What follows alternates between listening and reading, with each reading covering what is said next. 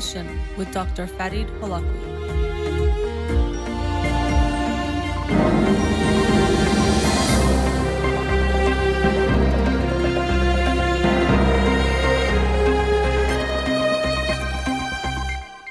Good afternoon. Welcome to In Session. I'm your host, Dr. Farid Holakouee, and I'll be with you for the next 2 hours here on Radio Hamrah. Studio number to call in, 310-441-0555. I'm a licensed clinical psychologist, so you can call in with any questions related to clinical psychology, including any emotional or psychological issues, parenting issues, and relationship issues as well. You can also follow me on Twitter or Instagram, or like my page on Facebook to get updates on the show, or suggest topics or books for the program. The shows are uploaded at the end of each week to my SoundCloud page and podcast on iTunes. Again, our studio number, 310-441-0555. So because I had a guest Monday night, a big thank you to Dr. Jennifer Galvin for joining me to talk about emotional intelligence on Monday's show. I have to talk about the books today, but before I do that, I'm going to be bringing on a special guest to help tell you about the Radio Hamrah toy drive we're doing again, and it's because of her efforts that we get to do this and her coordinating this event. And so actually, before I talk more about it, I should probably bring her on since she knows more about it. So let me bring on the air Susie Khatami. Susie Jun, thank you for joining me today. Hello, Farid. Hi. Thank you for your time and allowing me to speak to your listeners and talk about our yearly toy drive project. Yes, well, thank you. It's a pleasure to have you on, and especially because I want to make sure everyone knows about the toy drive. We are starting it a little bit later this year, just took us a little bit to get started, but we still do have time and wanted to make sure people know about the toy drive. And it is, I think we're still sometimes figuring this out. I think it's the fifth time we're doing this, fifth year in a row, but yes, either way. Absolutely. From the beginning of Radio Hamrah, Yes. I was actually working there to begin with, and Dr. Holakouee was kind enough to allow me to bring this very close to heart project of mine, the toy drive, to the board with you and the Radio Hamrah. So I'm happily doing it. And even after I left Radio Hamrah, and I'm not doing shows there anymore, but I'm still somehow affiliated. It's part of my bigger family. And Yes. I'm happy that I'll be doing this project every year with you. Yes, well, we'll never let you actually leave, but yes, we're happy to always have you be a part of our Radio Hamrah family here. And yes, we've been doing this now 5 years, so tell the listeners about the toy drive. First of all, who we're gathering toys for, and then we'll get into the details of how they can donate. Absolutely. Well, it's a pleasure dealing with your listeners every year. First of all, I'd like to thank everyone who has been participating, all your listeners who kindly every year, no matter whether it was sun shining or raining like today is in Los Angeles, they came with a lot of toys, different people. Some people even sent toys from different states out of town, which is a good time to thank everyone really for them to participate in this great project. What we do every year during the holiday is to get these toys, take it to the UCLA Mattel Children's Hospital, which is here in Westwood, very close to the radio station. And they're just very sick children who are not allowed to go home even during the holiday and need to stay in a hospital and be under the care of the hospital and physician, etc. So because of that, we take these brand new toys, unwrapped. It's very important because I know a lot of us parents have kids that already grew up, they don't need the toys, and they think, well, I can get these toys for the sick children. Well, I'm afraid in this case, these kids are really sick in the hospital. Most of them have cancers, and they cannot get to any germs. So we have to make sure these toys are brand new, number one. And the reason they say make sure it's unwrapped is so that the staff of the hospital, then they're able to actually see what toys are for which age group, so then they can wrap it themselves and then send it to the kids that are appropriately aged. So on that note, we keep saying every year to make sure the toys are brand new and also unwrapped, which is really appreciated and is a guideline by the hospital. Yes, and so as you said, this is for the kids at Mattel's Children's Hospital, which is maybe a mile or two away from here at the radio station. But those kids are sick and are, of course, going through a lot Many of them are there and can't go home, and so we're just trying to do something, even if it's something small, to brighten their day and brighten their holiday season a little bit. And as you mentioned, it's so important for people to keep that in mind. As you said, a lot of people think, oh, I have so many toys and things for my own kids. Let me bring those in. But we need the toys and whatever it is that you bring in to be unwrapped and unused, completely brand new. As you mentioned, one, because of the germs, and we want to make sure that's why they're unused, and then unwrapped because we want them to be able to, at the hospital, determine which toys could go to which kids, and if they're wrapped, they'll have to unwrap it anyway to see what's there. So people can do that, and they can bring the toys here to the Radio Hamrah offices and studio here in Westwood. People can mail, and as you mentioned, people sometimes do, and I'm so touched by their kindness that they, from out of state or even out of country, are so wanting to help out that they do that. But you can bring it here, and I'll give the address right now, and we'll say it a few times, and you can always call our offices or go on our website to get the address. But it's 1762 Westwood Boulevard, Suite 330, Los Angeles, California, 90024. That's Thank you, Farid. And let's remind people who are kindly bringing the toys that since it's a radio station and there are office hours applied, to make sure that they will do so days from Monday through Friday, 9 a.m. to 5 p.m. because That's otherwise, we don't have people 24/7 there. So we want to make sure they come at the right time. Yes, absolutely. Thank you for mentioning that. And then I did want to say, some things about the kindness, as you said, in years past that people have shown. But before I do that, is there a deadline that people need to have the gifts in by? Yes, absolutely. Thank you for reminding me of Sure. that. Yes, this year I'm supposed to take the toys on the 18th. So I'd like for everyone who wants to participate to bring them in to the station by December 17th. Okay. So that will give me a day to wrap them and take them into the cars and take them to the hospital. So we say December 17th is our deadline, basically, to pick up the toys. Which is in about 2 weeks on a Tuesday, so this Yeah, December we have 17th. a couple of weeks for people to bring the toys, and we'll take care of it that way. Great. So December 17th is the last day. Again, please bring your toys, and they will be going to children who definitely will be wanting them and deserving them and trying to brighten up their holidays just a little bit.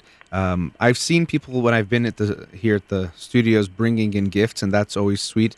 But also sometimes I'll go into the room where we're holding them, and you see they keep growing, more and more are added to it, and it's so touching to me and almost brings tears to my eyes to see people who sometimes I don't see the people that are giving, and then of course they don't even see the recipients, but they just wanted to give something to someone, even if they couldn't see them, in a true act of kindness and love. And I think it's so sweet to see people giving just to give, not to actually get something back. Well, it's the same really applied to me, Farijan, because I can't even go see the kids at the hospital. I'm not even allowed, again, because of the rules and restrictions and those kids being, sick, and they don't want just strangers and outsiders keep going to the hospital bringing germs.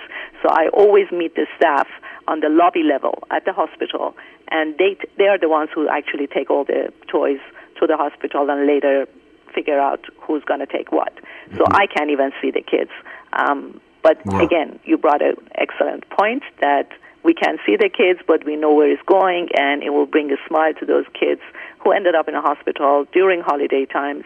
And it's good to just make them happy and will bring us happiness to our lives and our kids' health and all these stuff that we all seem to believe, and I'm sure it works every year. Yes, exactly. And we're looking forward to seeing what people, their kindness again this year, and we'll be adding to those gifts as well ourselves. But, kindness and giving is something where people almost never will regret being kind or giving and being generous, even in present, but later in life. Almost no one will regret kindness that they've shared with others. So it's always good for us to remember. And a lot of times the holiday season, even if you don't celebrate any of these holidays that are coming up, but people get more in the giving mood. And I always try to remind people that, of course, we want to be giving during this time of the year, but we hopefully will carry that spirit all the time. And remember that there's never a bad time to be kind to one another or to give to someone, whether it's through your time, through money, through, in this case, toys to children. We always want to focus on how we can give. And to me, the definition of success and happiness comes down to how much we give in our lives, not how much we get. So I hope people, as they have in years past, will help us giving here. And, if you can't send your gifts to us because you are far away, please give them to someone in your area. There's always people that are deserving and needing and wanting, and we always want to try to help. So oftentimes people will ask me how they can help in a certain cause, and sometimes you might not be able to give to that person, but you can give to someone else. So I hope people will carry that generosity and giving spirit wherever they are. Absolutely a great point. I'm totally on that with you. Anywhere, which way we can help, it's great. And it always comes back to us. I mean, every year when I'm at the hospital giving these toys away on behalf of all the listeners, everyone participates, the joy and happiness that brings to me and my heart and the happy tears that rolls down my eyes makes me happy. Never mind getting those kids happy, but it's just starts all within yourself. Yeah. When we give, it's like a win-win. We feel good, and the person we're giving to also does. And I also do want to thank you again on behalf of myself and everyone here at Radio Hamrah, because you, Susie, is the one that makes this relationship between us and the hospital possible and organizes this every year. So thank you again for letting us be a part of it and letting our listeners join in this giving. Thank you so much for paying attention. You're a beautiful person with a great heart yourself. I know you're doing a lot of volunteer work, helping out, which is why you appreciate what I do. Takes one to know one, Farid. Thank you. Love the time you give to this highly important project, very close to my heart, and I wish you all the very best. Happy holidays in advance, and thank you, and thanks to your wonderful father, Dr. Holakouee, and the rest of the staff who every year been very close to this project with me and working hard to make it possible. Thank you so much. Thank you again, and I appreciate you. And one more time, we'll say that everyone could bring gifts here to the Radio Hamrah studio and offices by December 17th. The toy must be unwrapped and completely brand new and unused, and you can bring them here anytime in the working hours, Monday through Friday, 9 a.m. to 5 p.m., or you can mail them in, but please make sure they get here before December 17th if you decide to do so. And thank you in advance for everyone who will donate and be a part of this project. Again, Susie, thank you for joining me on the show, and thank you for this project. Thank you so much. God bless everyone. Happy holidays. Bye-bye. Bye-bye. All right, so a big thank you again to Susie Khatami for organizing the Mattel toy drive we've been doing for the past few years here at Radio Hamrah. That'll take us to our first commercial break. Studio number 310-441-0555. We'll be right back.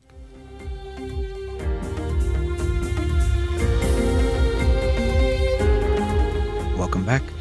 So as I mentioned in the first segment, we'll now get into the books. Had a guest Monday, and then also, again, thank you to Susie for joining me to talk about the Radio Hamrah toy drive for the Children's Hospital, Mattel Children's Hospital here in LA. So now I'll get into the books. And so before I discuss the book from last week, this week's book of the week is The Limits of Whiteness, Iranian Americans and the Everyday Politics of Race. The Limits of Whiteness, Iranian Americans and the Everyday Politics of Race. I was very excited when I heard about this book a month or two ago, and then I ordered it, and I actually reached out to the author Neda Maghbouleh, who is an assistant professor of sociology at the University of Toronto, and I'm very happy that she'll be joining me via telephone next Wednesday to talk about her book, The Limits of Whiteness, Iranian Americans, and the Everyday Politics of Race. So very excited and happy that she has agreed to join me to talk about this book. I'll start reading it tonight, and I'm excited to read it and look at what she has to say about Iranian Americans, being an Iranian American myself, but also related to this issue of race and whiteness and those types of issues. So very excited, and again, look forward to having her on the show next Wednesday to talk about her book. The book of the week from last week that I'll talk about today is The Fear of Doing Nothing, Notes of a Young Therapist by Valerie Hazanoff. The Fear of Doing Nothing. And I mentioned how I like books a lot of times by their covers, but also their titles, and especially this one, The Fear of Doing Nothing, Notes of a Young Therapist, really caught my attention because there is this, there's two ways for me that the fear of doing nothing can relate to therapy or being a therapist. The first one is there is a fear that sometimes you are doing nothing. That maybe, what if you're not helping a client? the work of therapy tends to be very slow. The progress tends to be slow, and sometimes you don't even see it, or sometimes you're not sure if you're seeing it. So there can be a fear at times of, am I actually helping? There's this fear of doing nothing. But then the other way that I thought that title really applies to being a therapist is sometimes maybe related to this fear of doing nothing, of not helping. You actually might do too much. You might talk too much. You might put too much pressure for the client to change or get too invested in them changing. In that way, maybe judging them or putting pressure on them to change. And because of that, you might do too much, talk too much, say too much, try to force too much change in their life. And so sometimes there's this fear of doing nothing, or what might appear to be nothing, which is sometimes just holding a space for someone to share their feelings, to feel understood, to feel that they can be accepted by someone. And sometimes that can involve doing a lot less than what someone might think. And so a lot of good therapy involves not doing so much, not being so engaged. But it was also interesting because he shares a lot of thoughts and doubts about therapy and psychotherapy, and he goes back to his grad school days and how he at times had a hard time relating to things that were being taught, the theories. Does it make sense? Is this really the right way of doing things? And I think many people can relate to that in any field. I think therapy is a big one, or psychotherapy and psychology is a big one. When you get into it, people tend to think in a certain way, and they don't even realize that they're limited or thinking in a limited type of way. Or there's ways that we've always done things that we just take for granted, but it can sometimes take a new perspective, someone from the outside or someone new, to recognize that, well, why do we do it this way? Why does it have to be this way? Can there be another way? And even, times he'll bring up things like, are we sure that by having someone open up, that'll be good for them? There is really this default we have, and I know I have it too, that if someone has some stuff inside of them, it should come out. And I think most of the time that's true, that it's causing issues behind the scenes or unconsciously, or it is affecting them in some way, and it's better to be aware of it. But it's possible that sometimes it's not better. And so having that assumption always there that this is always the right way to do things can actually get in the way of helping. He also shares stories of different clients and sometimes breaking some of the rules or breaking some of the boundaries. And there's a lot of gray area when it comes to therapy and what it means to be a good therapist, or what we should never do or what we should do. So, for example, he is outside with a client because he's seeing a client in an inpatient type of facility, and they're outside, and she wants a coffee, and so she needs $1 from him. And so he shares how all these things go through his head about what he's doing being wrong or breaking the boundaries, but he does it anyway, and it feels okay. And so there is something I liked about the way he talked about psychotherapy in general, which is that it is between two humans. And this is when we're talking about individual therapy. And sometimes when we get too fixated on techniques and certain ways of doing therapy, that this is the right way, it can almost sterilize that relationship between two people. And ultimately, as he also mentions in the book, what we seem to see is beneficial in therapy is the relationship between the client and therapist. Above and beyond things like specific techniques or theoretical orientations, it's how you create that connection. And that is going to be unique to the individual. That's going to mean you have to see that person as a full human being, but also you have to be a full human being. And you have to exist in the room. And that can be a tough balance, because if you are in the room too much and it's too much about you, that could mean that you're not allowing your client the space, and that could be a problem. But also, I think if you're too closed off in who you are, then that'll limit how much your client can connect to you as well. So various themes like this come up throughout the book, and I thought it was interesting.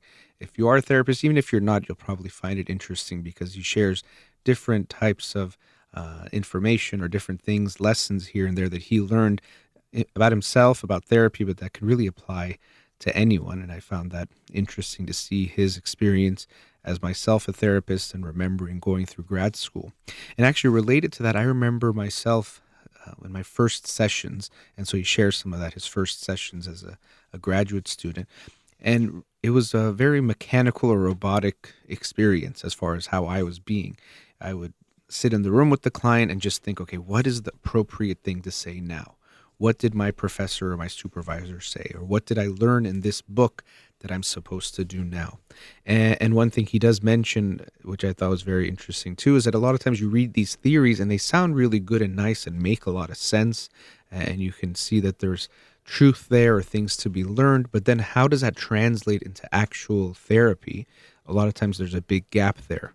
Or a lot of times we don't get taught that as well. So the theory sounds nice, but how does it actually translate into practice? Oftentimes there's a lot missing there.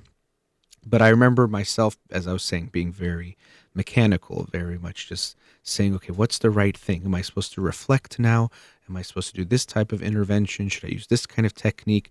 Should I give this kind of homework to them? And it was very much me just thinking about it in a, maybe you can say, purely logical way now that I'm thinking about it, and I wasn't as touch with my own feelings. But over time, as I got more confident, more comfortable with myself as a therapist, more aware that the process has to unfold a little bit more than you have to force it to unfold. That's something actually I enjoy about a therapy session, is a lot of times you don't know what the client is going to come in with and where the session is going to go.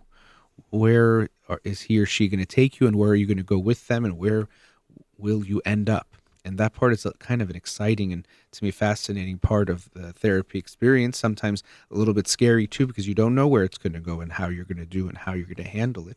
But you have to let it unfold a little bit more than you just force it down a certain direction. And so a lot of what will happen with clients now is I realize it's not a specific technique, but it's based on me being myself more and more, me being comfortable with who I am, not just being I said logical and rational together. The logical and rational side that's thinking what's the correct technique now, but more being in touch with what you can call intuition, that my own emotional side is being a part of it too. And that blend, I think, actually lends itself much more to a human connection. Just like if you're talking to someone and they respond in a very mechanical way, it doesn't feel genuine. You don't connect to that.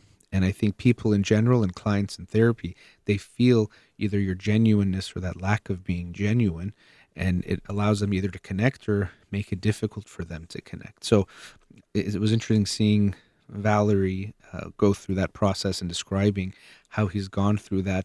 And you can see he does approach things a little bit differently. He's, I think, Russian descent, but grew up in Israel, and he says he does realize he thinks maybe differently than the typical American does, and that's for better and for worse, allows him to see things differently at times.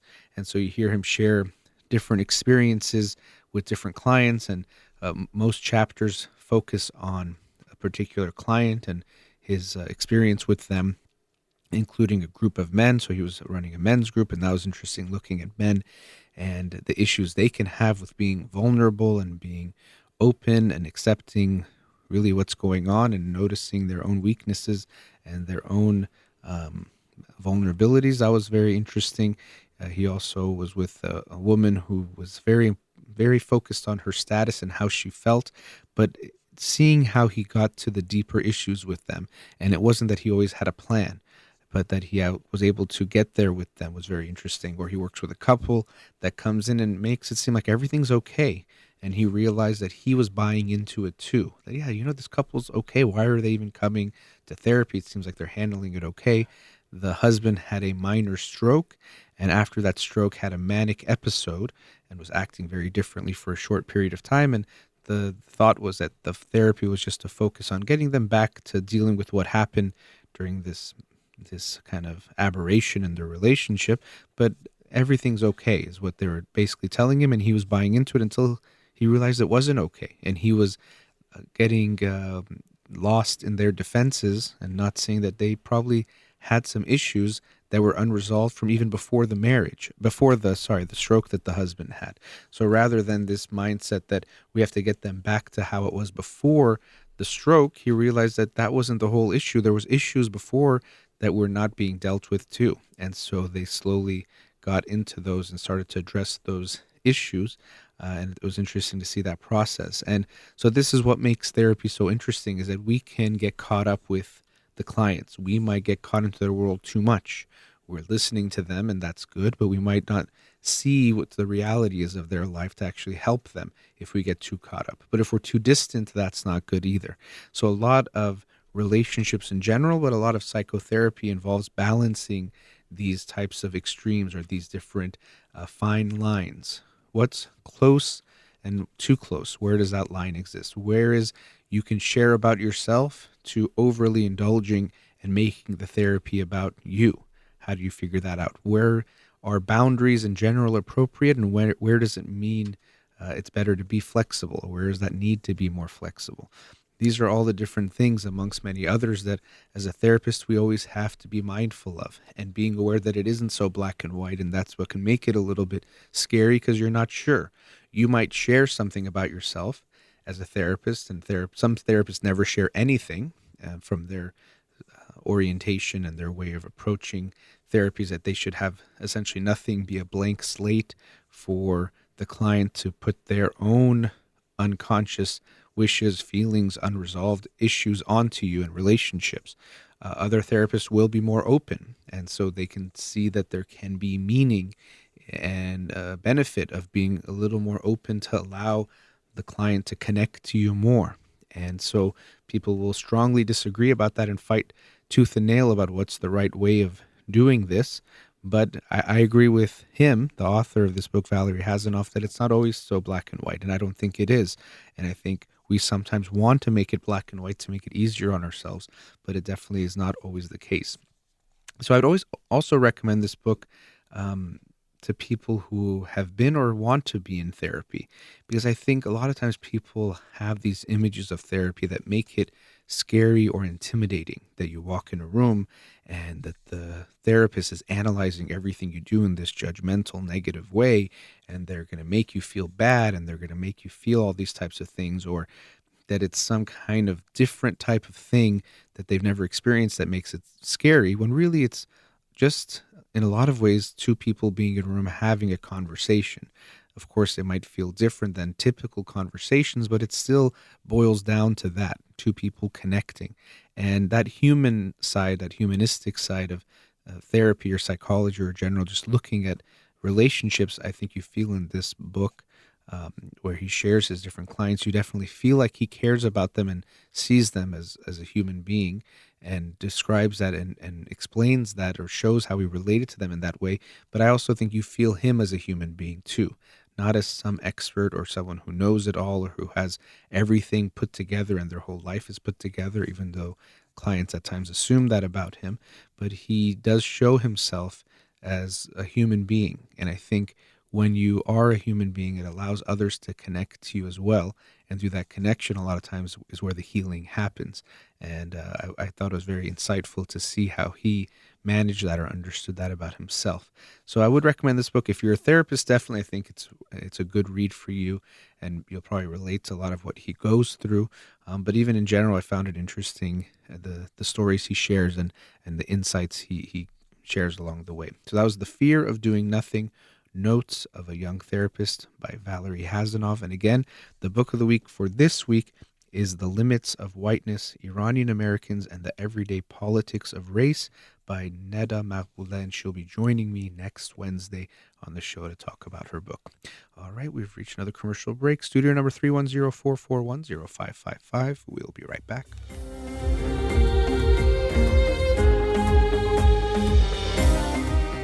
Welcome back. Studio number 310-441-0555. Let's go to a caller now. Radio Hamrah, you're on the air. Hi. Hi, thanks for calling. Thank you for taking my call. Sure. I'm calling about my granddaughter. She's 11 years old. Their parents got divorced, I think, almost three years ago, maybe a little bit more. That affected my granddaughter very much. She was very jealous of her brother, and she didn't listen to mom, and now it's getting a little bit worse. How old is the brother? The brother is 8 years old. 8, okay. Yeah. When they're watching TV or sitting on the couch, and she push him, and pull him here, there, and the worst thing I'm worried about is she peeled off her scab, if she has any scab on her skin, or even recently on her nose and her hand, and she peeled the skin. It gets so red, and just like she falls right now on the floor, and so red and bleed. Not bleeding, but look like bleed. And when my friend asked her, what happened to your face, she said nothing. She didn't want to say anything. And I afraid even to ask, because I know I shouldn't ask. I heard that, but we know how she got it, and really, you're not asking to ask. You're asking because you're indirectly wanting to tell her to stop doing it. So, yeah, so that's why I think your instinct that you want to ask makes sense, but then that other part of you that says you shouldn't ask is telling you something, because you know what you're doing. You're not just saying I'm curious. You're saying I want to tell you to stop. But okay, so that also tells us she's dealing with either some anxiety, but also possibly some anger that can be related to that. Unfortunately, it can become a addictive kind of a coping where you do it and you feel bad about it afterwards, and she probably feels ashamed about it.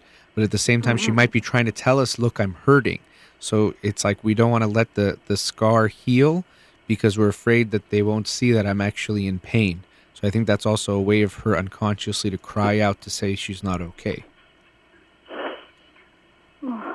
So even her father, I was thinking if she could go to the therapy, but her father never will accept that. And the mother afraid even ask. And I'm in between. I cannot sleep at night. I don't know what to do. What can I do? I know I cannot do anything with the father and mother there. Yeah. But what is the right thing to do with this girl? So she quit doing it. Well, tell me more. Are you just talking about the picking at, and you said the scabs are on her face? I don't know what was in her nose especially, which is the worst part. I don't know if it was a scab or it wasn't. I don't know how she can pick that skin if it's not a scab. Of course, it's not a scab, but then I don't know how she do it. Because she's not. She would just. I see her just once a week, one day. Okay. And other than that, what do you see that concerns you? That's the only thing. That's the only thing. I don't know what the future she's gonna have. All the scar gonna be on her face and her skin. And when she gets a teenager, she's gonna hate that. You're probably right about all those things, but we have to realize we can't get her to just, to try to make her feel like she should stop. She already doesn't like it. And you mentioned you're a grandparent, so even you have less ability to control or influence what's going to happen, even if it's hard for you to see that. So I would say, if anything, try to make sure you don't add to the pressure or add to how she feels. We can almost be sure you're right. As a teenager, she will feel worse, but she feels bad about it now too. So we don't need to add to her feeling bad about it to help her. If anything, that'll just make her feel worse. So do you think none of us should even say anything to her, to mention her? What you're doing is not. We don't say what are you doing. Just mention her what happened to your nose or hands. Shouldn't we even? Should we ignore her about that? I mean, it's hard to say. I wouldn't say ignore it. I definitely wouldn't bring it up in front of people or in a way she wouldn't like ever, because that's just going to make. We won't do that. And then I'm assuming you're her mom's mom. Yeah. Okay. So I mean, what does your daughter say about what's going on? Her daughter just say, I don't know what to do. And I know their divorce was one of the reasons was my daughter was going to the doctor,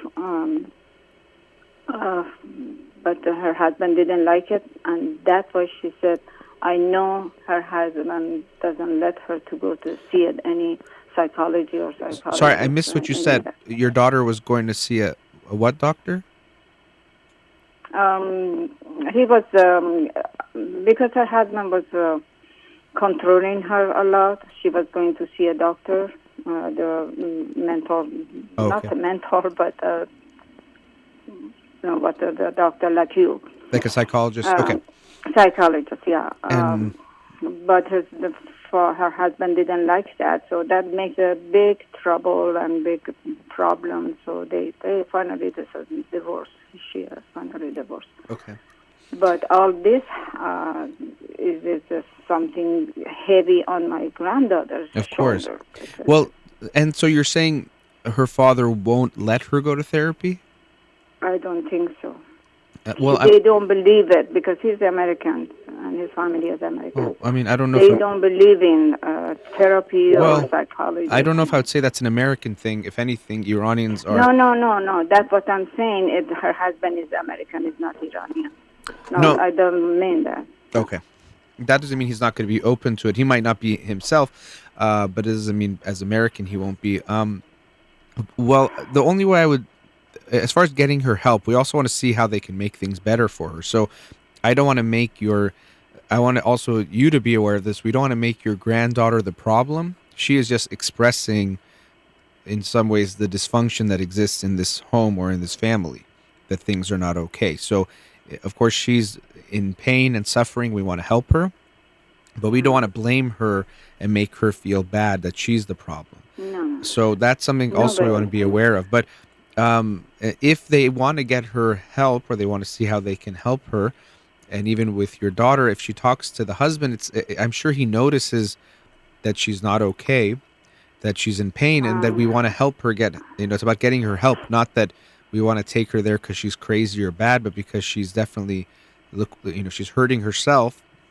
We want to help her from not doing that. But we also want to recognize that if she's hurting herself, that means she's feeling a lot of anger, a lot of anxiety. Something is there. We want to help get to that, what's underneath. Of course, I don't want her to pick at her skin, but I don't want to just focus on picking on the skin. There's something she's feeling that's leading to this. And if we're not aware of that and just think about, okay, let's say we found a way, she wears these gloves or something and she never picks at her skin. I'm not thinking that that's the solution. It seems like she's suffering in a much deeper way than just at the skin level. Her father and her mother, they don't talk each other. So there is no hope from the father. I don't even father notice that or even know anything about it. Okay. So there is nothing they can get help from the father. And the main question is, shouldn't we say, or me or her daughter say, that is not good you're doing? I know I shouldn't say that. Just ignore. What I said, I ignore her. You said no, ignore him. Well, I don't. By ignore, I don't mean what I also think. Look, if she comes to you and her hand is bleeding, you don't want to pretend like it, because that also shows you don't see her. So you can see it without making her feel bad about it. And it's not that easy because she feels bad about it already. So just pointing it out is going to make her feel bad. But I don't want you to pretend that if her hand is red, you don't notice her hand is red. You can see it, but don't make that a big deal. But I'm worried that she is under a lot of stress and pressure and doesn't feel good. And I'm of course, I don't want her to hurt herself, and especially in a way that might make her look, in a way she doesn't like, and she'll feel bad about that. But I'm more worried about, as she gets older, what does this mean about how she's going to deal with her feelings? Because it shows she's having a hard time managing her emotions. And as she gets older, the ways she might manage them with either drugs, alcohol, or things could actually be worse than even picking at her skin. And so I would want for your daughter to even more focus on emotionally, how is she doing and how we can help her. Does she feel like she can express herself? You said she gets very mad at her brother or gets jealous with him. Well, how does your daughter respond to those things? Because we want to make your granddaughter feel okay to express herself, to feel her feelings. Yes. Yeah, when he push him, and of course my daughter gets so mad at her and say that not the right duty, don't do that, or maybe even tell him go sit on the corner or something, even though he was 11 years old. But she cannot do anything, he cannot say anything, and she just keeps doing it. she just because my grandson is very close to the mother, and just like a baby go to the mommy's lap and sit, and she doesn't want to do that. I think she feels she's so old enough not to do that. So just sit on the computer or picture. Well, but that could be an issue too, that she feels like mommy loves my brother more than me. But she expressed her love to the daughter too. I'm sure she does. I'm not saying she doesn't love her or that she's not going to love her. But my point is that being aware of those dynamics of how does she feel, it seems like the way you're describing them, your granddaughter feels like the bad one and the son is the good one, and that. Yeah. So I'm sure your daughter loves your granddaughter. I'm not saying she doesn't, but she has to be aware of how your granddaughter's feeling in the home. Does she feel loved? Does she feel accepted? Does she feel that she's equal to her brother? Or is she getting felt that she's the bad one? And a lot of times, one child expresses some things that both children are feeling. So the feeling of the home and the feeling between their dad, there might be a lot of tension, and your granddaughter might be the more expressive one. And so your daughter does have to be very aware of how she's making them both feel. And by giving the son too much, of this favoritism is of course going to affect your granddaughter. So I would always look at what she's doing to her skin. It's just like if it's biting nails, if it's whatever it is, of course we want to help them with that issue, but be aware that it's usually bringing up or it's happening because of something deeper underneath. She's not feeling okay. And so even if somehow she magically stopped picking at her skin, I would still be worried about what's going on. So I would, when I bring it up even to your daughter, it would be more about that aspect and not about the picking. And there's probably nothing you can do when she comes over for once a week. I That's cannot do, and I don't say anything. Okay, good. I just because it's just going to make her feel worse if you make her feel, she should change it or it's not good, or sometimes people think we should tell her it looks ugly because that'll make them not want to look ugly, but it just makes them feel like you're saying you're ugly and you're bad. So I wouldn't go down any of those paths. I would realize she's hurting and she's showing us. Like I said before, to me, there's even some kind of connection between, look, I'm bleeding on the inside and I'm showing you on the outside. She's not feeling good. And so that's what we want to help her with. And as far as therapy goes, they can look for ways to start that process. You can tell him, look, she's not doing well. I'm going to take her to a therapist. She's needs that. And of course, also ask the granddaughter, make sure she's okay, and be aware that, again, we don't want to make her feel like she's the problem. She's the bad kid. Even maybe they can go to family therapy to make it not about her as the problem, because I really don't think she's the problem. I just think there's a lot of pain in that home, and she's expressing it in that way. Unfortunately, there's nothing they can do. I mean, my daughter cannot do anything, but her father is still fighting with my daughter. So there is nothing they can together do something for their. Just my daughter have to do. So I'm gonna tell my daughter I talked to you, and whatever you said, I'm gonna talk to her and see what can we do. Yeah, I hope I'm obviously I can tell you care a lot, and you are limited in how much you can do. But I hope she will just be aware that, okay, she's telling us something, and that's what's most important, is that she's hurting. We want to make her feel good the best we can. But I wish the best for you guys, and especially for that little girl. Thank you. Thank you so much. Thank you. Nice talking to you. Okay. Bye-bye. Thanks. Bye-bye. Bye-bye. All right, going into another commercial break. You're listening to In Session with Dr. Farid Holakouee. We'll be right back. Welcome back. Let's go to another caller. Radio Hamrah, you're on the air. Hi, Doctor. Hello. Hi. Thank you for calling. Can you hear me? Yes, loud and clear. Okay. I have a daughter who is freshman and in one of the UC system and college in California. And then the thing is that she's not happy, and she's in the first semester she came back for 4 or 5 times home, and and she wants to come back, and and go to the one of the community college and then go to her dream college that is really hard to get in. But at this point, I really don't know what to do. I mean, I talked to her and I said it's part of, a couple times she cried a lot and she doesn't like there. And she said that I'm getting depressed and I don't want to stay here. And I just need your help, and I really don't know what to do. Yeah. Stay on that and tell her you need to stay, or just welcome her back. Yeah. I really don't know. Yeah, it's tough, and these things I don't know yet what's the right answer, because I don't think it's black and white. If she's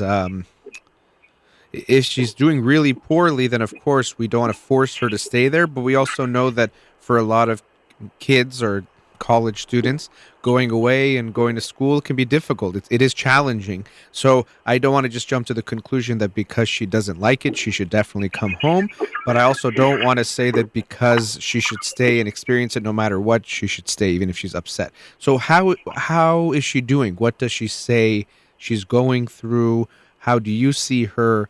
Because like I said, we have to assess the situation. It's not a black and white issue to me. So how is she doing?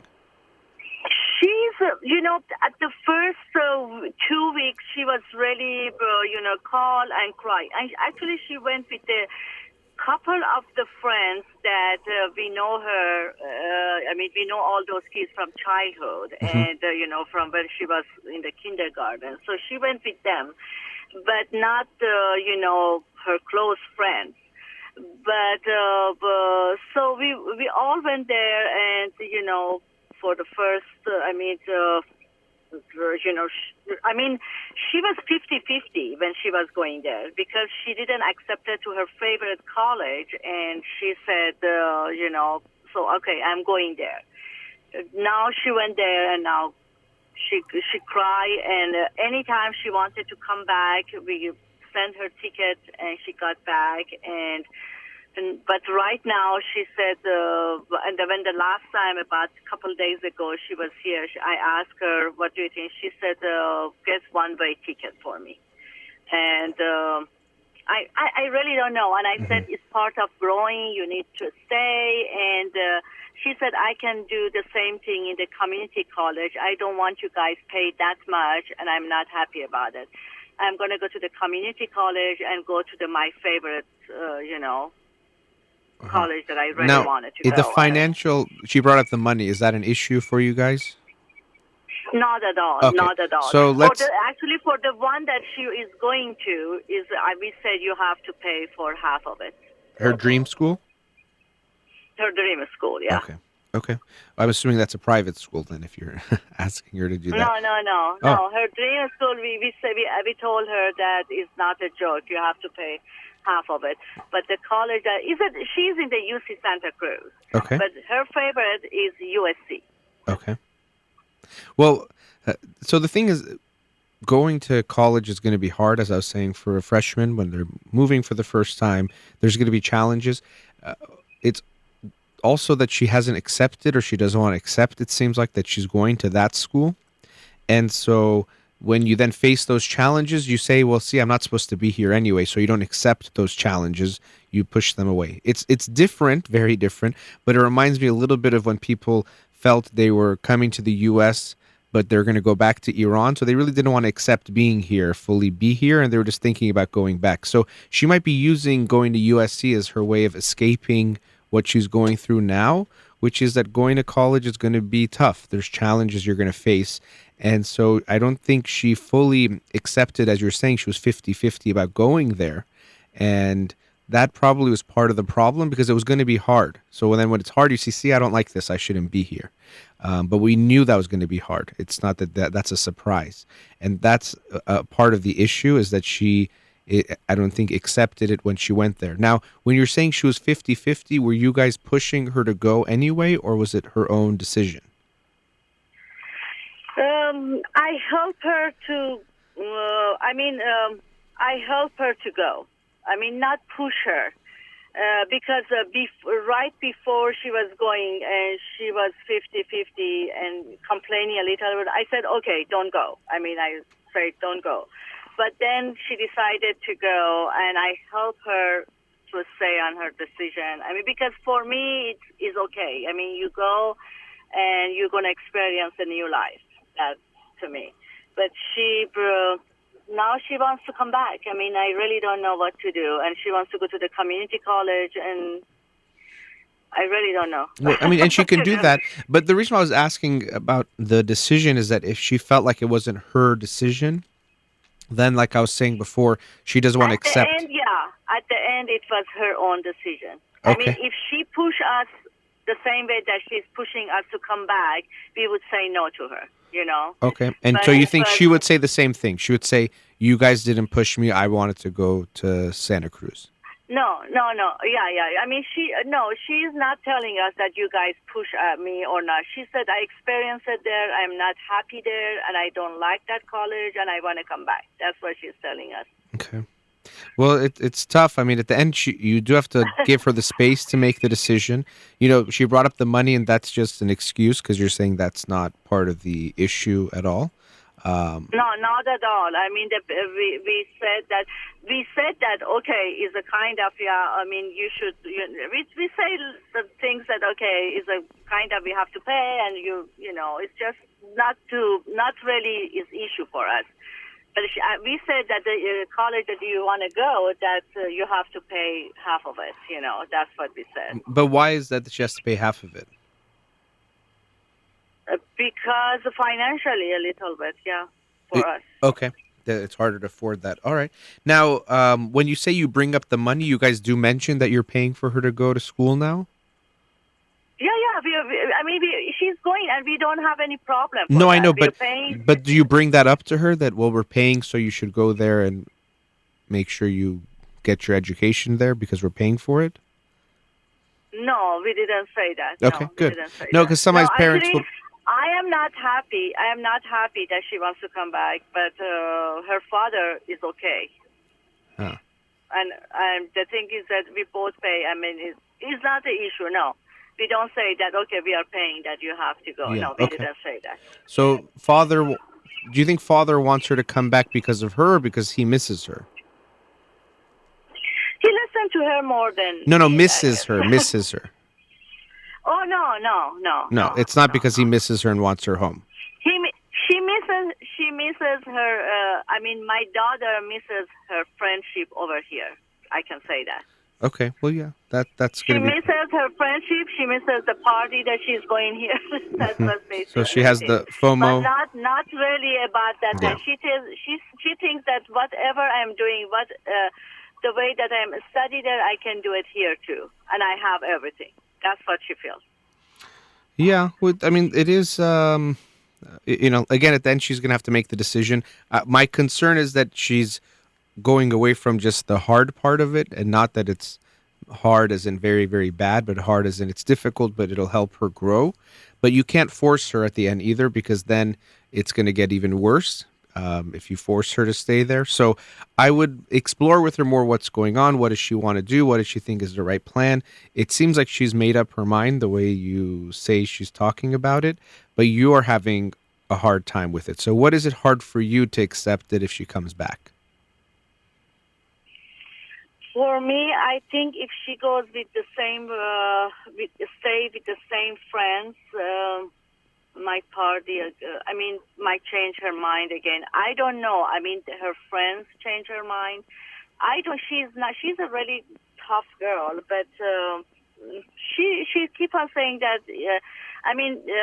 Last night I sent her lots of good grades that she had it, and she said, I'm glad that you're believing in me. I said, yeah, I'm believing in you, but I mean, the thing is that I want you to have a right decision. I have a goal in your life. She said, I have a goal in my life. Okay, what's her goal in her life?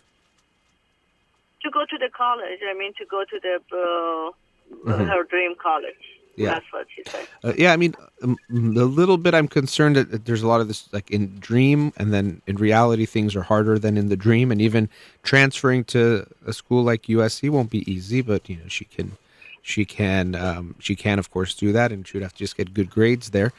I can understand your concern that is she running away from the hardship, or is she also just going back into a comfort zone? Do you like the friends that she has? Is there any reason why you don't want her to come back for that reason because of her friend group? I really don't know. I mean, I cannot say. I mean, she's 18 and she can have, I cannot, her group of friends, they're okay. I mean, they're supporting her. She's having fun. She's good. I mean, I cannot judge that. I mean, I really don't, I cannot say they're bad or good. They're okay. They're having their party together. Okay. And Santa Cruz is it can be very different from Los Angeles. So I don't know if she's a kind of person who prefers the LA type of lifestyle and things compared to Santa Cruz lifestyle. So maybe she doesn't feel like she quite belongs there. I don't know if that's also part of what she's experiencing.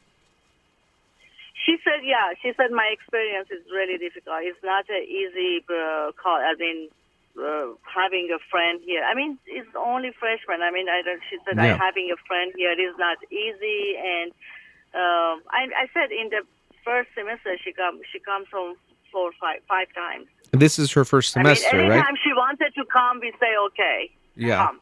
And sometimes that's not that we tell her she can't come, but sometimes we don't want to allow for that because she's coming home 4 or 5 weekends out of 10 weekends. So of course it's going to be harder for her to make friends when she's not there most of the weekends when people are getting together and hanging out. So, but she said it's really hard to get together on the weekend over there. She said Santa Cruz is really hard to get together on the weekend. That's okay. what she said. I don't think that's probably likely. I'm sure people are getting together in every college across the world whenever they want to, if they want to.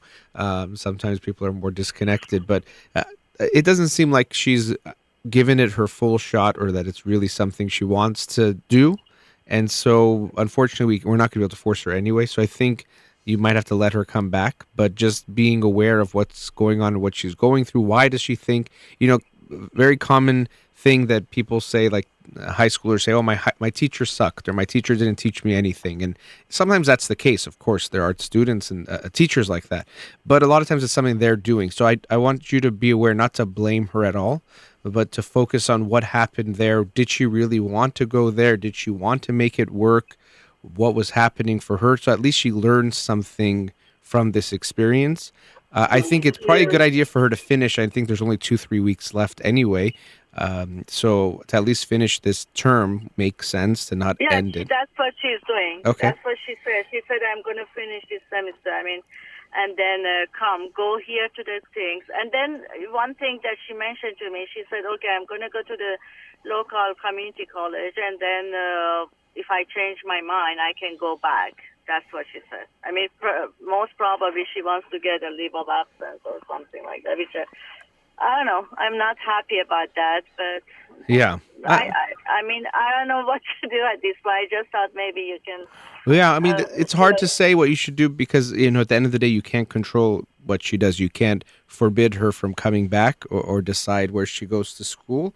And I could get your concerns of what's driving this. Is it really the right decision for her? Is she avoiding trying to go through this hard time where she actually could grow and have a good experience being away from home, and those things that I think could be good for her to grow, but she has to want it. We can't force her to do that.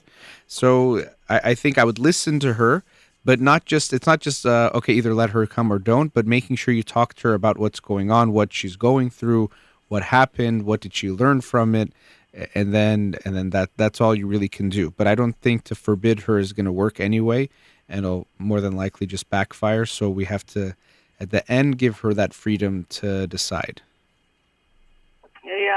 Yeah, I know. That's my problem. And sometimes I feel kind of, no, we have to stick on it and say, okay, no, you have to stay, and there is no chance that you come back. But I told her that I said, okay, when you come back, the rule of the house going to be changed. That's what I said. The house in what is ways? not the same. In many ways, that's what I said, that, okay, you cannot stay late at night. You cannot, it's more study, it's more college, it's different. she said, I can, I read the conversation that we had that I said, okay, she told me that, okay, if I stay there, that means I have more freedom than coming here. I said, yeah, you're adult now. I mean, here is my house. That's what I said. Well, I would be aware of not getting into a power struggle with her, or in a way punishing her for coming back. If she's making a decision, if you think you want to change the rules of the home because you think that makes sense, you can talk to her about that. But I wouldn't punish her for coming back either. Now, there is going to be a difference if she was living in a dorm room and she can do whatever she wants. You can't control her there, and maybe at home it won't be exactly that same freedom, or she's dealing with you guys more, obviously. So that will be different. But I wouldn't say, okay, it's going to be stricter than even when you were a senior in high school because you're being punished for coming back home. So I wouldn't punish her. And, or I don't know if you're saying that because you're afraid she won't study hard. Yeah, but I really wanted to, I don't know. I mean, I'm afraid that she comes back here, that she goes to the same, stay with the same friends and everything, that not continue. I mean, her education. But her personality is not like that, Okay, then. That everyone can influence on her. Okay, then but believe in that too. Her comfort zone is here. Her comfort zone with the friends, the car, everything, providing here. So it's here. Yeah, I mean that's what my one thing I was just thinking of is it the comfort that she's coming back to, which isn't necessarily good to come back to comfort. This could have been a time that she would have grown, but we can't force someone either. I don't think you can try to, but I think it's probably going to backfire. So I understand your predicament. It's not easy, and I think it would be nice for her to try it for a year or one more semester, but she has to be okay with doing that and seeing how she feels. And she can even transfer from Santa Cruz to USC. That's also possible. So it's not like it takes away that opportunity. So you have to talk with her, let her make the decision, but I would ask her really what's going on and why. And when she says something like the money, just say that's not part of the issue. Let's talk about what it is that you are going through, because that's not. If you told her the money is stressing you out, that would be different, but it's not. So at the end, you're going to have to let her decide, which is tough in these things, but either way, that'll help her grow too if she's making the decisions rather than you or her father. So I would give her that space, but make sure that you're aware of how you react to that, and if you don't like that she came back, be aware that you're not trying to punish her for that either, because that's not going to help her or help you. Yeah, I won't, but yeah. I mean, I really thought maybe it helped a little bit that she knows that I'm not going to punish her. She knows I am really easygoing that with her. But I said I respect your decision, but I'm not happy there because it's part. That's what I mean. I keep on saying that it's part of growing, and you better stay. Just push yourself for another semester. But once she decides and she comes back, make sure you don't have a mindset of, well, I told you so, or I knew I was right, because then you're not going to be on her side and not be helping her. You're going to, in a way, be against her. So be very aware of that too, that you don't have that mindset, that once she accepts to come here, if she does, that you are there to help her, not to somehow prove her wrong or show her, see, told you should have stayed there. This was a mistake, because obviously you want what's best for her. So we want to make sure we're not focused on trying to be right and trying to do what's right. I do have to get off to make sure I get to some other callers as well. But okay, sure. Thank you for calling. Okay. Good luck. Thank you so much. Thank you. Take care. Bye-bye. Thank you. Bye-bye. All right, going to another commercial break. We'll be right back.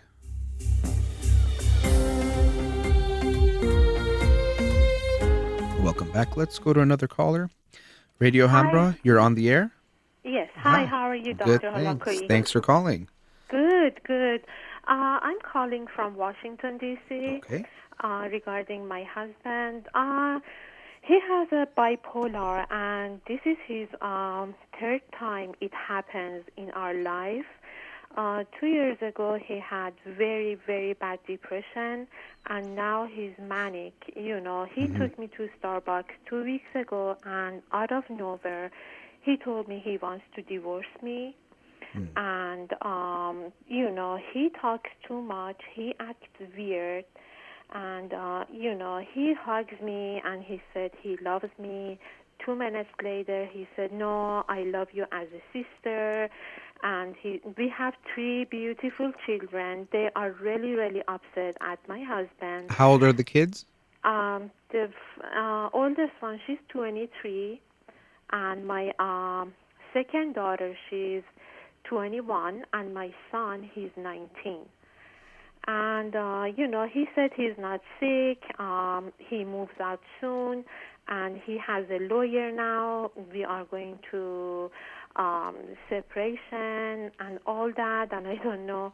I really don't know what to do. Every time he comes home, I feel so anxious, very, worried. Yeah. And I'm really, really confused. And he said he just wants to move out, divorce me for sure. Every time it happens, like he's bipolar, it happens 2008, before that, after that. He said he wants to divorce me every time. This is not his first time. And we are get married for 25 years. And he tell me that, when we get divorced, I'm going to see another woman. I'm not going to stay single. I'm going to remarry. And, he confused me and also my kids. And we all are in really, really bad situation now. Yeah. And I don't know what to do. Now, has he ever received treatment for the bipolar or taking medication? Yeah, he sees a doctor. He takes medication, Depakote. Are you sure he stays on the medication? He is on medication now, yes. Okay, because as you might know, a lot of times with bipolar, there can be the clients or the patients don't take the medication because they like the feeling of being manic, or they don't like the feeling they get from the medication. So that's why I was asking if you're sure he's actually taking the medication. I'm positive. Okay. Yeah, every night my kids gives, they said, Dad, you have to take it. And he take it for sure. I know he takes his medication. He doesn't sleep that much. He wakes up at 4 o'clock, 3 o'clock, 4 o'clock at night. He goes for swimming. After that, he goes for running. When he comes from work, he goes for walking. He's dancing a lot, and he said, what's wrong with that? Yeah. He talks too much. He said he's Zoroastrian, very weird things. And my mother-in-law, she's here now. She's having a hard time. And, I honestly don't know. I don't know what to do. I'm not I don't want to divorce him. He's a really nice man, really good husband, really good father. I don't know what should I do. And so normally when he's not manic, you're saying he isn't this way at all. He's very committed. He's very friendly. He's okay. We never had any problem. I don't know why he act like this. And he said there is no way we get back together. For sure he wants to divorce me. There is no question about it. He gets angry very fast. He sees a therapist for his anger management. And I see a psychiatric. And, You see a psychiatrist too? It's for more than 10 years, yeah. No, but you see his psychiatrist, or you see it for yourself? We both see one psychiatrist, and he told me, my psychiatrist, he told me he's not able to give me any information about my husband to me. It's not legal. Right. So, but I really don't know what to do. If I want to see a lawyer, should I tell them he's bipolar? Well, yeah, I mean, you have to. That's, I mean, not, if you go, you mean for divorce? He wants to divorce. Yeah. I'm not the one who wants No, to I understand. divorce. If you do, I mean, of course, it's going to be part of the case. This is very, at least from what you're saying, this is a very sad situation, because it appears when his bipolar, when he becomes manic, then he becomes this way. But normally he's very committed to you. From what you're saying, everything is fine. And then when he has these manic episodes, he becomes this way. That's the only time he talks about divorce? No, every time he gets sick, he said he wants to divorce. Right, but I'm saying the only time is when he's manic, not any other time. Yes, only time when he's manic, yes. You said it's 3 times. Yes. Okay. And when you talk to him later after the first 2 times, did he say anything like, I realized I was manic, I don't know what I was thinking? What happened the first 2 yes. times?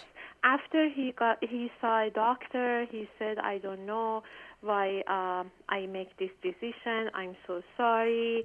I love you so much. You're the best wife. You're the best mom for our kids. But now, I don't know.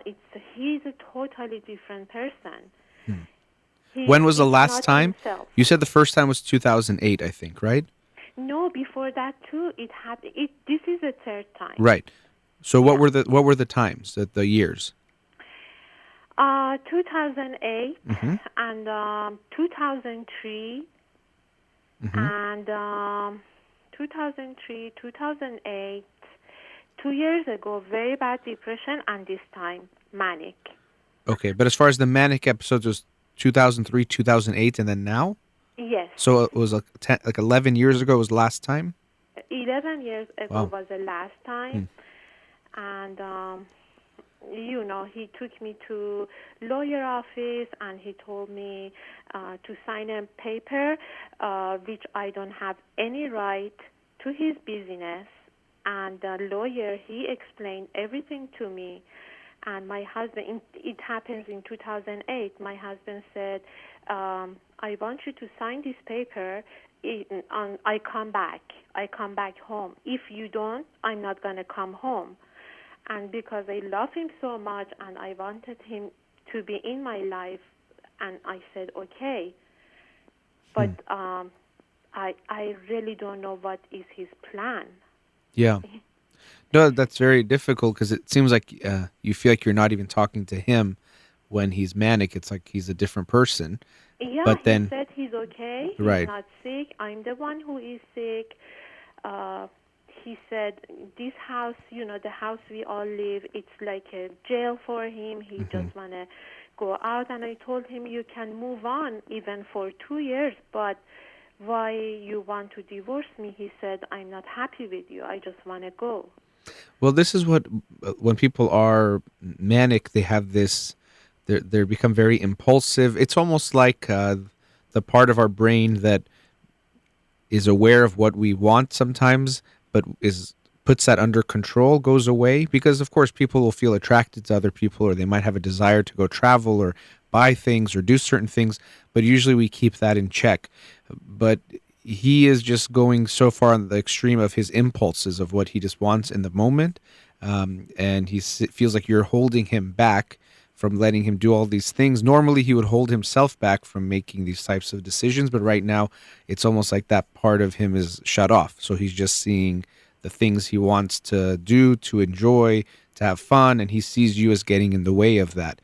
And so even what he said himself is interesting about when people are manic, because when you talk about the symptoms of mania, sometimes it sounds good, at least when you start increased self-confidence, lack of a need for sleep, increased energy. Yeah. These things can sound good, but actually in reality, when it manifests itself, it's all those things too extreme. And so the person thinks of themselves in a grandiose way, not just more confidence, but in a way that's not realistic, that's out of touch with reality. They become very risky and make bad decisions. So it's not that they're doing good things.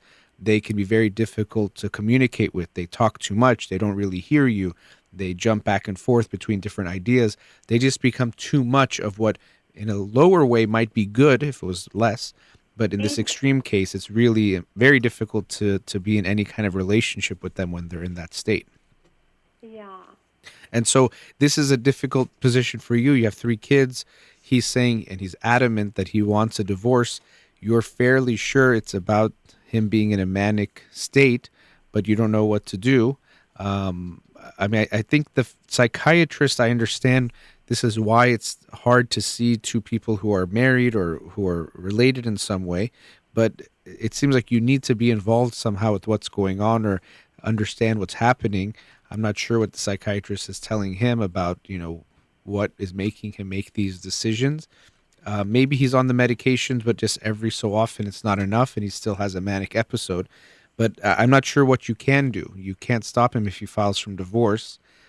You can try to talk to his lawyer, but a lot of times the lawyers, they're just trying to lawyer. They're not trying to intervene and see what's wrong with his mental health. They're like, this person came to me and wants to file for divorce. I'm going to help them file for divorce. But it seems like in a way he's not in his right mind completely, or he doesn't have all of his mind when he's making this decision. So I can see how that really does put you in a very difficult place of what do you do now? It is really, really hard. Even my second daughter, she said, "Mom, I cannot go to school anymore." She dropped her class. My son, he's very upset. It's a really, really bad situation. Yeah. And I don't know what to do. I don't know when, he told me just go see a lawyer. I'm not going to change my mind. There is no way I change my mind. Mm-hmm. And, I called a couple of lawyers. I don't know anything about the law, but I'm sure I can learn from them. And, it's really, really confusing, really hard for all of us. Oh yeah, it is very hard, and it puts you in a very difficult position that you're afraid if you go forward with the process of divorce, you might end up divorced or go down a path you don't want to, but also he's pushing you and he's not leaving you a lot of choices because he won't hear you when you tell him, you had this feeling before, don't you remember? Because what he's feeling right now, as it is really with all of us, it just feels so real to him that's why he tells you, no, I'm not changing my mind. I'll never change my mind. This is how I'm always going to feel. But it's probably not the case. It's probably just what he's going through now.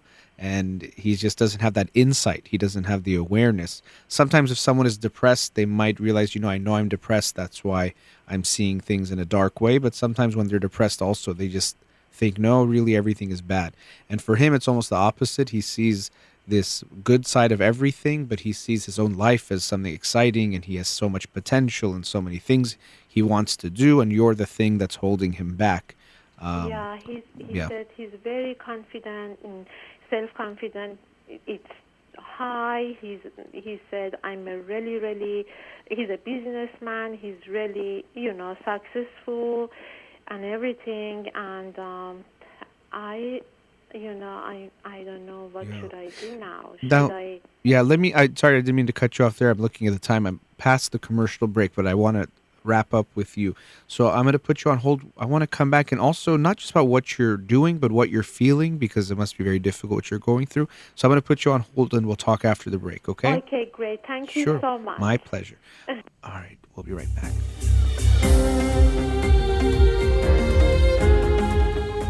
Welcome back. Before the break, we were with a caller. Let's go back to her now. Caller, are you still there?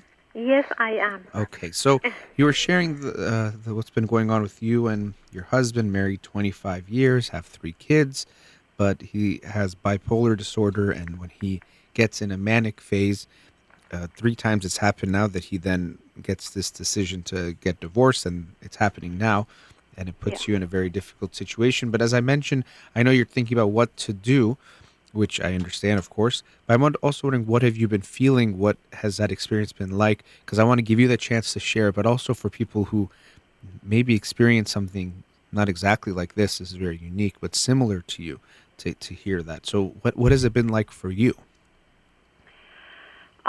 It makes me very, very upset, very depressed, sad.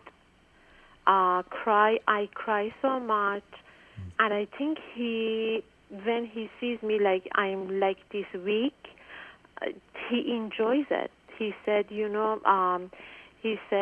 I feel really, really bad, and my kids are very upset too, but I don't have any idea to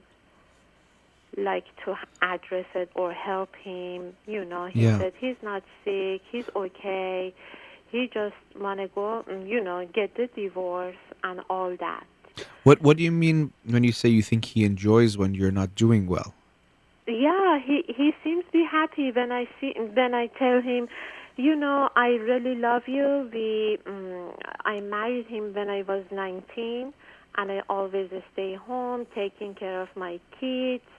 And it doesn't mean anything to him. I told him, you don't tell me you love me because you don't. And I start to cry, and he was laughing at me. And he told my kids, see how your mom is weak? He cried when I told her I love her. And it's not easy. No, that's not. And I mean, that sounds like a very manic person, just so out of touch and just so in their own world in a way and seeing things in a certain way. I do want to ask this too. Of course, what you're going through is very difficult. But I'm also wondering, outside of these times with the manic and, you're saying everything is good, but do you feel like there could be some problems there that have always been there as well? This does seem like it's very extreme what he's talking about or going through now. But were there other things that were there? Yeah. Yeah. He said, I'm very dependent on him. Mm-hmm. He said, I really wanted to marry with someone who is very, with a woman who can do her things by herself, not dependent on me. Mm-hmm. And I have my licensed esthetician, but I never worked in my whole life. And he said he's not happy with our sex. Mm-hmm. He said, you're always shy. I don't know why. And, my parents come here. Last time they came here, they were here for 6 months, very long time. And he got very upset. He said, I want to have my own privacy. They stay for such a long time. Doesn't make me happy. And the last time they were here, my mom, we just find out she had breast cancer. So I wanted, it's my mom and I love her. And I just wanted to keep her here to do her surgery and all that. Then I went to Iran with them for a month. Then I came back and everything was upside down. Mm-hmm. It happened like this. But, as other couple, all of couple have difficult time, problems they want to solve. And he told me, when I came back from Iran, he told me, I want me and you go to see a marriage counselor. And all of a sudden he said, no, I don't want to see anybody. I just want to get divorced. Well, yeah, obviously that was an extreme reaction. And the reason why I asked you about the issues in general, it does seem like his bipolar is obviously what's driving what's happening now. Even in the book I was talking about today, I mentioned it. This therapist talked about his work with a couple. The situation was a little different because the husband had a mild stroke, a minor stroke, but he had a manic episode afterwards, and then he went back to quote unquote normal. But they realized that eventually it came out that they had some big issues underneath the surface that they were both avoiding before this even happened. So it wasn't just that he had this manic episode and it was separate from everything. There might have been an exaggeration of some things he was feeling. So it could be that some of these things were there already, the things that he's feeling. Now, the way he's dealing with it, of course, is horrible and not productive and just not fair. But I do want you to think about that as well, that if, let's say, his mania goes away and he comes back to earth, so to speak, and doesn't want to get a divorce, don't just think, okay, well, everything is good now. Maybe there are some things there that you guys need to look at and to not ignore those things. Now, it's difficult for you because I can see how, because of how extreme he is in these moments, you don't want to rock the boat or bring something up because you're maybe afraid he's going to go back to this way, or, now things are finally calm. Why do I want to mess them up? But I'm saying this to actually strengthen what's there and to take away the problems that could actually be real, not in the ways he's describing them, but that are real between you and him. It might not be just that everything is perfect, but he has bipolar disorder. It could be that there are other issues for you and him to face as well. Yes, absolutely. Yeah. Have you guys ever gone to couples therapy together? No, never. Never. He sees a therapy. It's for a couple of months. He sees a therapy for his anger problem. But we never see a couple of, a family therapy or, marriage therapy, nothing like that. No, we never tried. Well, I hope you'll have that opportunity. We don't know. He might have made his decision and he's gone and he won't ever come back. But it's possible because this pattern has happened before that he will come back. I'm not sure.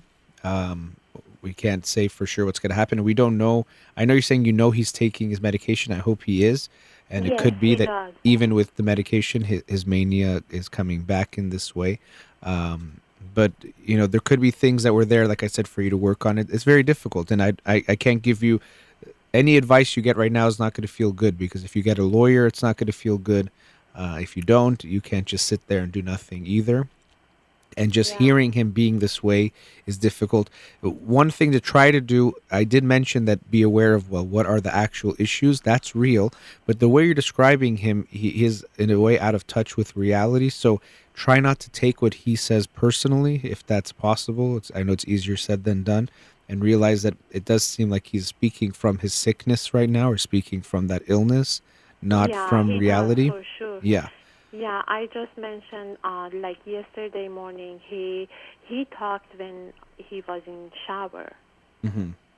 He was talking, I don't know, he was singing, and just I told you, he's dancing a lot. Yeah, well, singing in the shower is pretty common. I sing in the shower sometimes, even No, when he I'm. talks. Yeah, At the beginning he talked, then he starts talks. to... You mean to himself or talking to you? No, talk to himself. Okay, and that's not. It depends on exactly what. That's always not alarming. And dancing itself doesn't have to be bad. And I get what you're saying. He says, "Look, I'm dancing. That's good." And for a lot of people, it sounds like a positive thing. But there's a way. It seems like you experience him where it's too much. It doesn't feel connected, like he's really there. It's an exaggeration, and that's what doesn't make it feel good. Because if someone's in a good mood, that can feel okay, but when people are manic, it's this way that it feels a little out of control. It doesn't feel very real, and it's too much. So I understand that that's concerning. How are the kids dealing with all that? They're not happy at all. Yeah. They are not happy. And like I said, my middle daughter, she just dropped off her classes.